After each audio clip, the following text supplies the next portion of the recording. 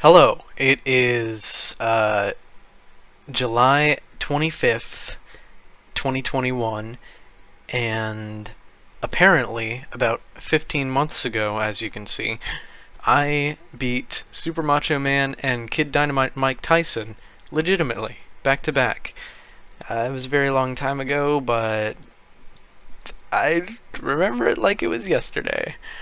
I just finished editing the Mike Tyson review video, and it's about to be out for almost nobody to see except for me. And maybe some close people. What's great is that it just exists finally, outside of my own imagination for once. It's been bouncing around up there for a long time,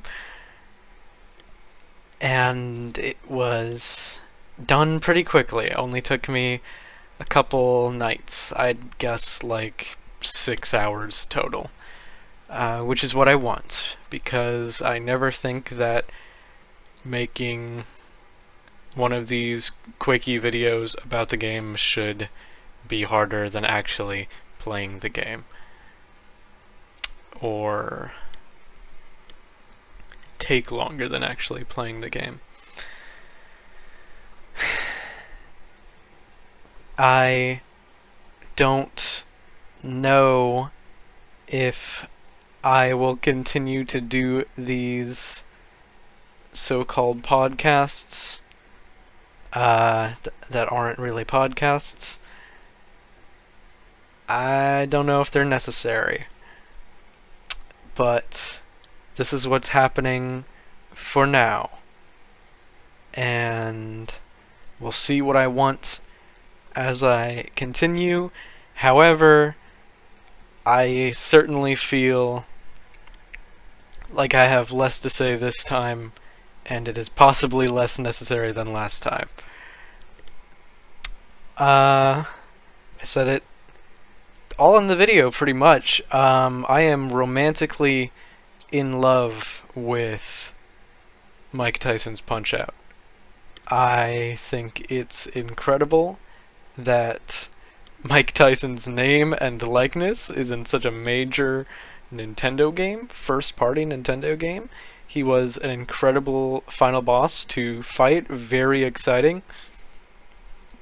I like the guy, Mike Tyson. I think he's really cool. I think it's cool that I have the version with him rather than Mr. Dream. I mean, thankfully the original Mike Tyson version is not that expensive. I got it for $20, which is decent for me. Worth it to me too, because it took me a few weeks to beat this game. It wasn't easy.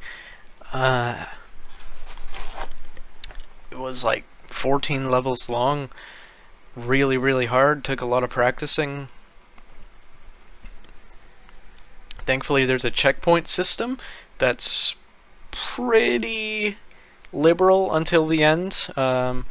Mr. Sandman is when the game starts getting extreme. The final three guys, Mr. Sandman, Super Macho Man, and Mike Tyson / Mr. Dream, are where this game gets, like, wow. And I beat Sandman, but at that point I had to start, like, using a code to get to Macho Man. And then what I did was just practice Macho Man, learn his attacks for once, read up on a strategy wiki.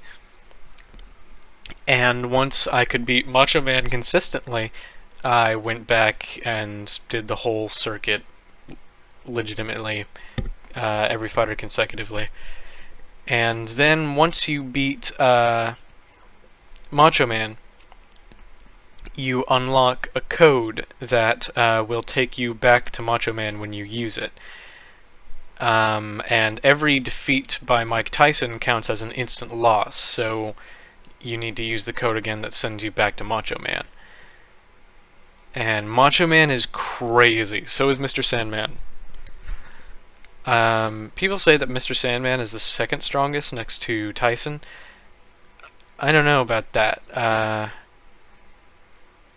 don't know. I feel like I had about equal difficulty with each of those three guys: Sandman, Macho Man, and Tyson.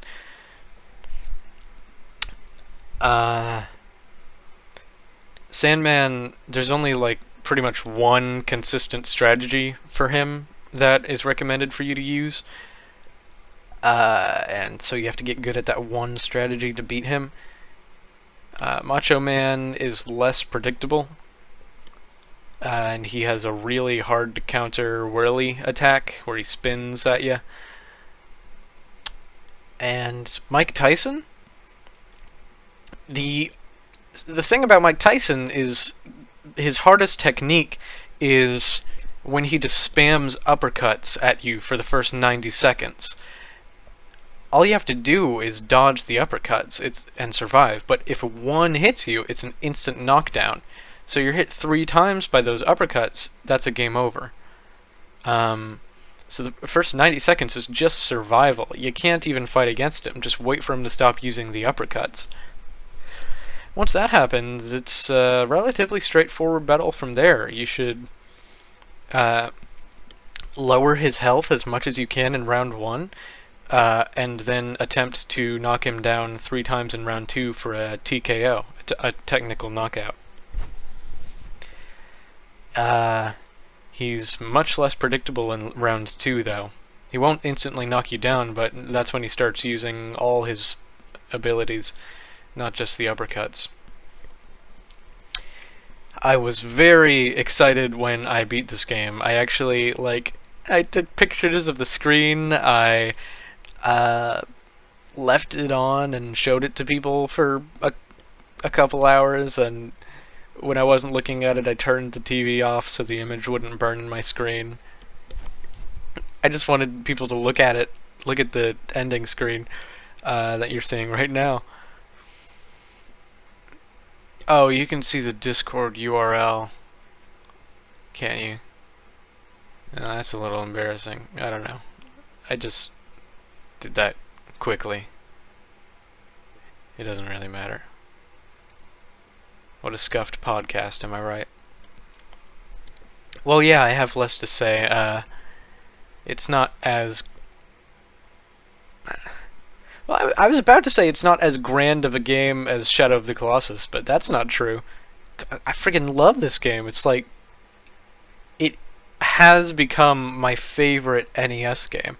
I've played Zelda 1, Zelda 2, Metroid, all 6 Mega Mans. I've played Kid Icarus, Tetris, all the Mario games, Dr. Mario, all 3 Ninja Turtles games. Played a lot of NES, and I've never seen anything like this on this system. You usually don't get games on the NES that feel like they could have been made just a few years ago. Seriously, you just update the graphics, make the graphics like 2D, and this feels like it could have been on the PS4. It's complex. All these techniques, what? Only 4 buttons on the NES controller, and you can body punch, you can face punch, you can dodge left, right, or down. You can do a quick dodge for faster punches. You can fake an opponent out by tapping up or tapping... Yeah, you tap up so they guard their face, and then you jab them in the stomach. You can stun them at certain moments to get a star and use the star for a super punch. And every fighter is different. Every fighter brings something new to the table. Amazing graphics. Like in the Super Macho Man fight, you look for the guy with the glasses in the audience, and the guy with the glasses will duck his head. He'll, like, bob his head when Macho Man's about to use his special, super ultimate ability. So you look for the guy with the glasses, and as soon as he bobs his head, you know to dodge. Because Macho Man's ability is about to come out, and it's really strong. And that's the only thing in the game that the guy with the glasses ever does. He doesn't move for the whole entire rest of the game. And someone at Nintendo programmed that. It's not like a glitch or anything. They just freaking loved the game. I like that the cheat code for reaching Mike Tyson was actually the phone number for Nintendo's old video game tips phone line. That's a fun fact. It is really funny. Well, it's an absolutely fantastic game. I had no idea. It's so much more than just a boxing game. It's like a puzzle game. It's a strategy game. A real-time strategy game.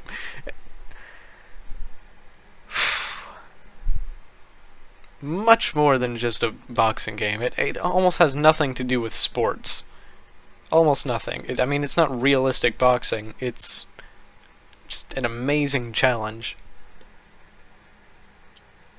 And great soundtrack. I know it only has 2 songs in the whole game, but they're like as catchy as can be. I think they're based on the Rocky movies. Fantastic. My second favorite NES game next to this is Super Mario Bros. 3, of course, which is also like... Hang on. Can I whistle? There we go. Super Mario Bros. 3 feels like it could be on the SNES. I mean, Super Mario Bros. 3. I'm not going to review that anytime because I've already played it enough times in my life. I already know all about it. It was one of my childhood games. But it has like dozens of levels, very long for the standards of the time. It's a good balanced difficulty, just feels really casual and delightful. Great graphics, feel like they could be on this. They could convincingly be a Super Nintendo game, but it's not. It's actually 8-bit. Like world's greatest soundtrack for that system. So many catchy songs, Easter eggs, secrets. Super Mario Bros. 3 knocks it out of the park. This game, Mike Tyson's Punch-Out, like, does something I would never expect the NES to do. It's like, it's a rich game. And I am rich for having it. I am rich for having played it. There are just some games that barely even compare to their peers.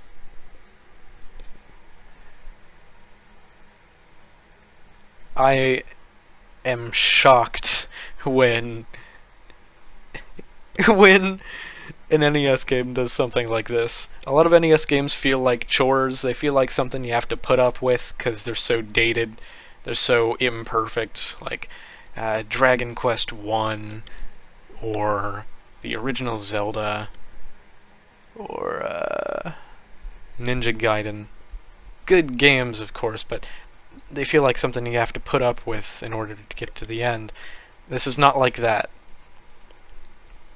This is something you really want to play, and I would still recommend it to people who are only used to modern games, because it might as well be a modern game. I've had people play it. I've invited them to my house just to check it out. Had my friends play it. They thought it was interesting. I'm very pleased to have this as a part of my collection, and I guess that's all there is to say, huh? Well, thus concludes episode 3 of the Illoosion not really a podcast that's super scuffed, and I don't actually have to do it, and nobody should watch this. My next main video will be on a certain RPG that I will give you a hint. It came out in the last couple years. At least I think that's the video I'm doing. I don't know. I'll it might be another game, but it's probably gonna be that RPG.